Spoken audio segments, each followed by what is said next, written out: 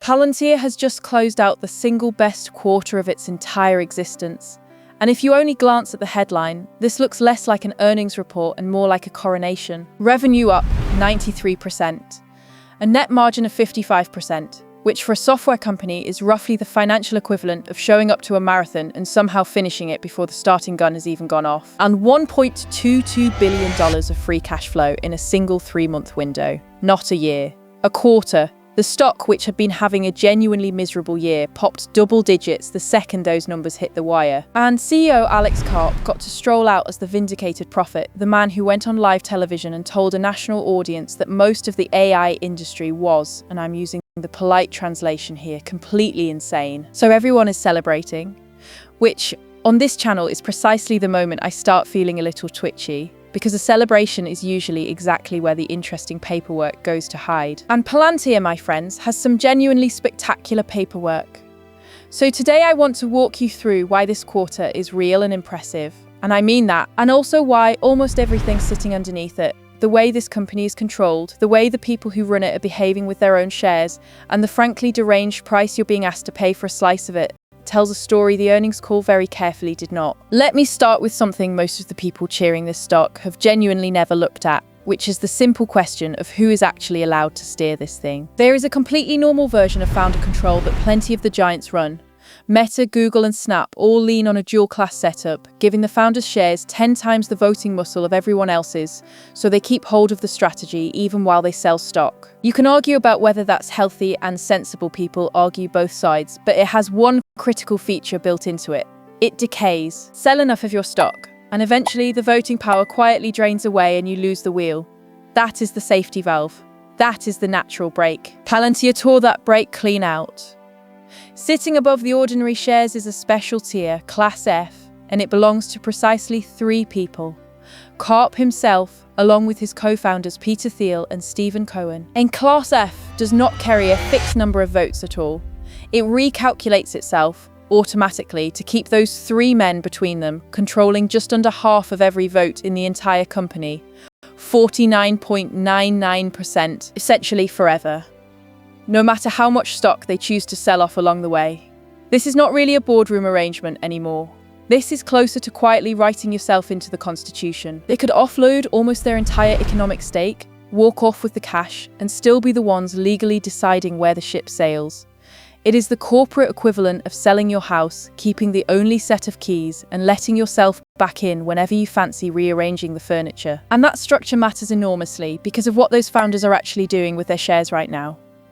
Look at the last 3 months or so, and you find them quietly moving about $433 million of stock out the door. Line the buys up against the sales, and the ratio lands at roughly 9-to-1. For every single share anybody purchased, about 9 went the other way. And that buying figure is doing an awful lot of heavy lifting because it is essentially zero. Thiel alone let go of around 2 million shares in one stretch, walking away with something like $290 million. Karp came in at roughly 132 million. Cohen, about 100 million. Not one of them, as far as the filings show, stepped into the open market and bought anything meaningful back. Now, in the interest of being genuinely fair, because pretending it isn't there would be dishonest, and dishonesty is the one thing we don't do here, the standard defense is completely reasonable. These are pre-scheduled sales, arranged months in advance, and wealthy people are perfectly entitled to diversify their fortunes. Taken one at a time, every single trade is defensible. It's the aggregate that quietly raises an eyebrow.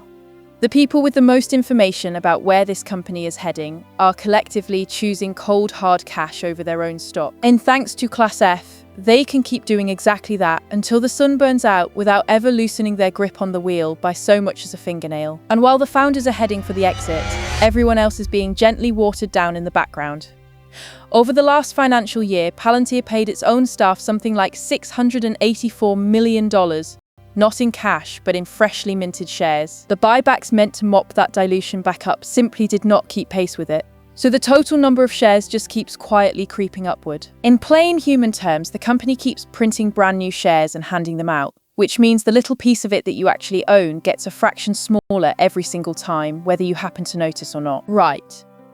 Now I want to do the thing I always try to do, which is put the hammer down for a moment and tell you what Karp is genuinely, unambiguously correct about, because writing him off as wrong about everything would be lazy and untrue. The dominant way enterprises use AI right now is to ship their data off to somebody else's machines, an OpenAI or an Anthropic, rent access by the token, and simply trust that their most sensitive information is safe on infrastructure they don't own and cannot see. For a hospital, a bank, or a defense contractor, that is not a minor inconvenience. It is a genuine structural problem.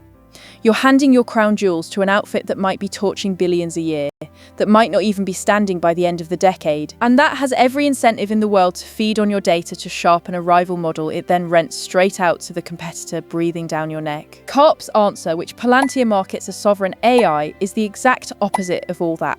Run the models on the client's own machines, inside their own walls, behind their own locks. The data itself stays put, right there in the building. And back in June, Palantir teamed up with Nvidia to run open-weight Nemotron models inside sealed-off, air-gapped corners of government, precisely the kind of deployment that the send-it-to-the-cloud approach physically cannot service. And the fact that US commercial revenue leaped 149% tells you that private companies, not just spy agencies, are actively buying this argument. And honestly, I think they should be.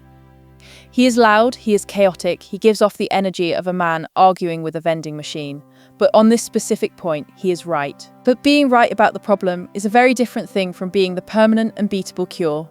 And the earnings call was remarkably quiet about the ceilings. Consideration 1. Token prices are collapsing across the entire industry, and the cheaper the cloud models get, the smaller the savings from running your own private version. Consideration 2.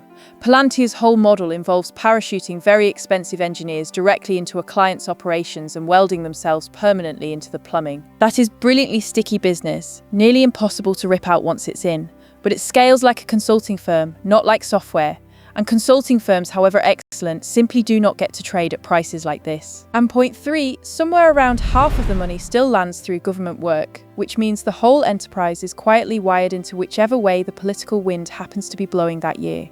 And the politics here are a genre unto themselves. Theo put serious money behind the sitting vice president long before the win, so Palantir now sits about as close to the people in charge as a company can physically get, which is a wonderful asset right up until the next election, at which point that same closeness curdles into a liability overnight. Meanwhile, the company posted a 22-point ideological manifesto on its own social media account that racked up tens of millions of views and read like the opening statement of a man who has recently started addressing his houseplants as loyal subjects. A group of 13 former staff put their names to an open letter tearing into where the company is heading and its role in immigration enforcement. Its software is now being used to build a near real-time tracking system for ICE under a $30 million contract. None of that appears in a quarterly number. It appears instead in who is willing to work there, who is willing to regulate you, and how much benefit of the doubt you get on the day something eventually goes wrong. Which brings us at last to the price, because the price is where this whole thing gets truly theological. Palantir currently trades at roughly 150 times its earnings. Let me put that number somewhere you can actually feel it. Nvidia, whose chips physically power very nearly every AI system on this planet, trades at about 32 times earnings. Apple at around 35. Palantir is wearing a price tag more than 4 times the size of either. A multiple like that isn't really a valuation anymore. It's a devotional act.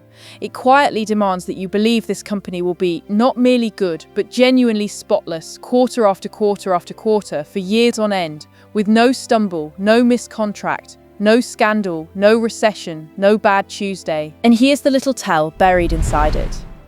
Even after the best quarter in the company's entire history, even after the stock popped on the news, it had spent most of the year deeply, painfully underwater before that report even landed, which tells you exactly how much perfection was already baked into the number to begin with. There is no cushion here. A company priced for total flawlessness has no room whatsoever for a single bad day. And no company in the recorded history of capitalism has ever quite managed to pull that off. So here is where I actually land, and I'm going to be annoyingly balanced about it, because two opposite things happen to be dead on accurate at the very same moment. The technology genuinely delivers. The case for keeping your data in-house holds up. and the margins are the best anywhere in the business. And I am not going to insult you by pretending otherwise. And at the very same time, this is a company built so that three men can haul out a colossal fortune while never, under any circumstances, letting go of the wheel, move $433 million of stock while buying essentially none, and thin out everyone who isn't them. And wear a price that only makes sense if you treat a company spreadsheet as something you light candles in front of at night. A blowout quarter does not settle a single one of those questions. It just buys a little time before somebody asks them again. Karp told the entire world that the AI industry had lost its mind and then posted numbers that made him look like the only sane person left in the room.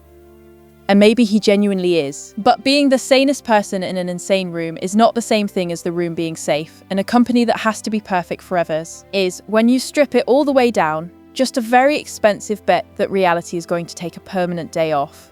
Whether it does, I will very happily leave for you lot to decide. As ever, the conclusion here is yours to draw, not mine. Cheers for watching, I'll catch you in the very next one, and right now, stick around for the bloopers.